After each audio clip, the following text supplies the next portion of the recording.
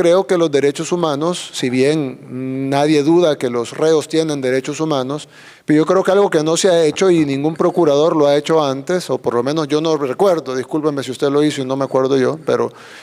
no han defendido los derechos humanos de la gente honrada. Generalmente defienden como que todo el enfoque de derechos humanos internacional o de las ONGs incluso esté enfocado en los derechos de los delincuentes, que tienen derechos. Nadie dice que los delincuentes no tienen derechos, pero ¿por qué el enfoque es siempre en los derechos de los delincuentes? Y la gran mayoría de la gente honrada,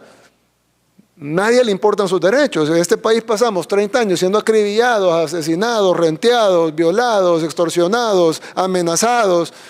viviendo en zozobra y nadie dijo nada, pero de repente agarran a los que matan, a los que rentean, a los que violan y de repente hay que ver los derechos humanos de ellos. Sí, tendrán derechos humanos, pero son más importantes los derechos humanos de la gente honrada y creo que eso es algo importante, procuradora, que debe de también investigarse y debe de también reportarse, porque si no, entonces no estamos hablando de derechos humanos, estamos hablando de derechos de los delincuentes, que creo que son dos cosas distintas. Derechos humanos son todos, y los derechos y las personas que no tienen sus derechos restringidos son las personas honradas, porque los otros tienen derechos humanos, pero tienen derechos restringidos. Por ejemplo, no tienen derecho al voto, no tienen derecho a la actividad económica, no tienen derecho a la libertad.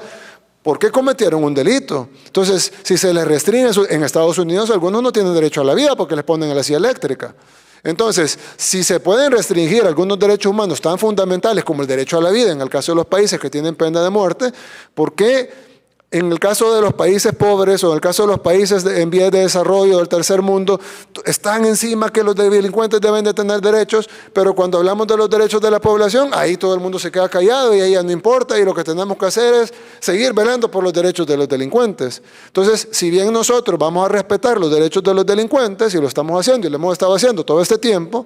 pero nuestra prioridad va a ser los derechos de la población honrada, que son los que no tienen sus derechos restringidos porque no cometieron delito.